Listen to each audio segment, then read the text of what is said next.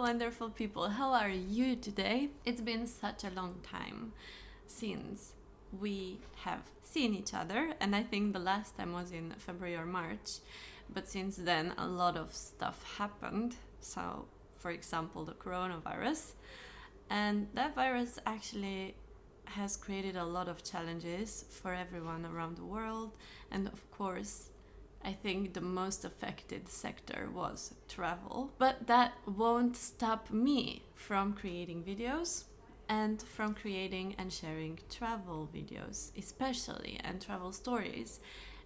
Because I feel like even though we cannot travel fully right now from one place to the other, we can still enjoy travel through other channels, for example, YouTube. And right now, that's the goal for today.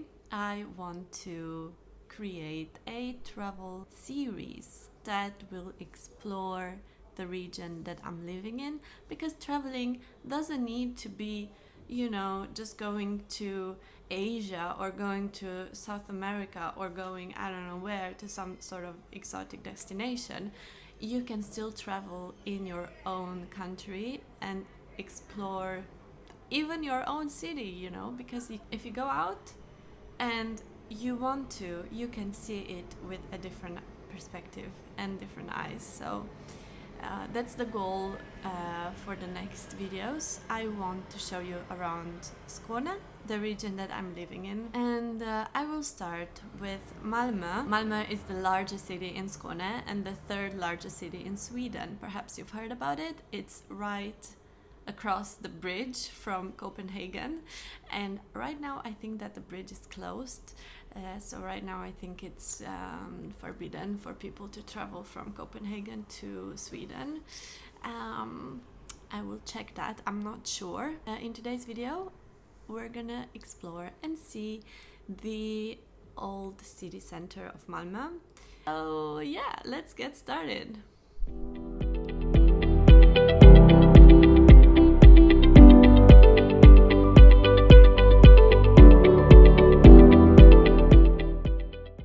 Usually, tourists that visit Malmö are most likely coming straight from Copenhagen by train, as it only takes 30 minutes. I believe now the border is closed for traveling, and I'm not sure when the Danish government will reopen it. Anyway, I still chose the central station as my starting point, just to reenact the feeling of traveling. Taking my camera with me, I was ready and prepared to feel like a tourist. Talking seriously here, I don't want to hide the fact that I was maybe the only person visiting the city, especially on a warm sunny day when usually Malmö is packed with tourists. However, now it was only the locals that were conducting their daily errands and teenagers enjoying a warm sunny day under a perfect clear blue sky.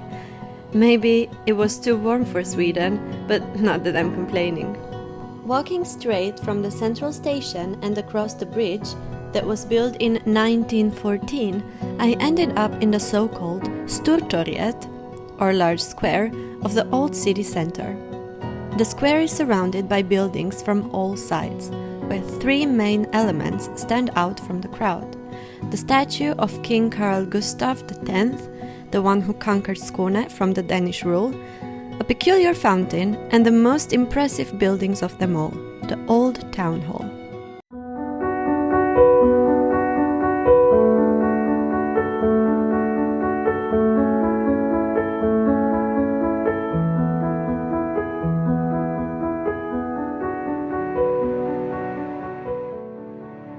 Can you imagine this square was created almost 500 years ago, in 1540? Back then, it was used as a marketplace, being the largest one in Malmö. Today, different festivals take place in the square, offering a combination of our contemporary life with the historical past of the city. It is amazing to imagine how many generations made use of this square in one way or the other, from buying or selling of goods to the city council being run from this town hall, and nowadays people enjoying a fika, which is the Swedish term for coffee and something sweet, at the coffee places around the square. A fun fact that I want to add about the old town hall, which was built between 1544 and 1547, the City Council of Malmö still meets here once a month to discuss the different plans surrounding the budget and what should be achieved for the bettering of the society. Going back and looking closely at the fountain, I noticed how it was surrounded by windy constructions built out of a metal that I couldn't identify. In the middle stood a young boy having a monkey on his arm, which led me to think he was representing either a merchant from the past or a jester at the king's court. Either one of them, it showed Malmö's historical past. I would love to know what you think he represents. Please tell me in the comments below. Further down the old town hall, I saw the oldest pharmacy in Malmö, the Lejon Apoteket, or the Lion Pharmacy. Going inside, I felt like visiting an alchemy shop from the past, where the healer keeps all sorts of plants and herbs in vials, having them methodically organized in same-sized cabinets. These cabinets surround the whole area of the pharmacy, going from the ground floor to a higher level. Nowadays, the pharmacy combines the old with the new, whereby the architecture and cabinets belong to the past, while new medicine fills them up. Right next to the pharmacy, I discovered a hidden passage, and I say hidden because I was unaware of its existence until today. Going in, a cold breeze of wind embraced me, and I was so thankful for it as I was melting outside that day. The architecture of the passage, together with the buildings surrounding it, offered me the feeling as though I entered a foreign realm. On the ground, there were black and white tiles and not a regular pavement, and inside I even found a restaurant or bar where one could sit and enjoy the view.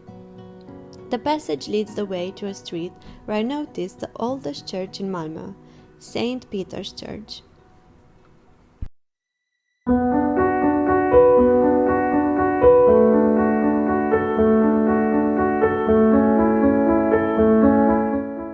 I have seen a few impressive churches in my life, visiting countries such as Spain or Italy, but this church had a different feeling to it. From the outside, one could see the grandeur and massive construction that was built around 1380.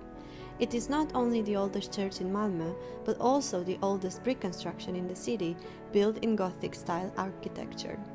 Looking at it from afar, I could comprehend the entire structure with its cross-shaped figure. It emanates such a simplicity and modesty that is not found in the churches from other Latin countries. Its facade is plain, without any other additions other than regular bricks. I found this clean view again in the interior of the church, where after entering through its immense doors, I distinguished only few elements exhaling grandiosity. The first striking object was the altar that seized my glance at once. It is filled with statuettes and pictures of God, the Virgin Mary, and other saints or angels, all confined by golden colors on a dark green painted oak wood. It is also one of the largest altarpieces of the Nordic countries. The other element is the pulpit, erected in the same style as the altar. The feeling I got from being inside the church was of reassurance. I didn't feel as though I'm in a museum, but rather in a spiritual place. Its simplicity made my mind clear and more focused on my thoughts.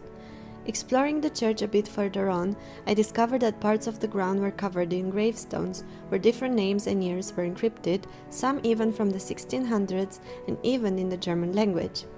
My first thought was that only important and noble people had been buried there, as usually that was the case in the past.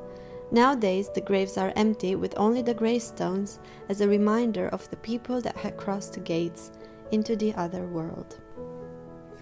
Last but not least, the story will continue in the next part, where I will show you other hidden streets, historical architecture and buildings, and the little square of Malmö.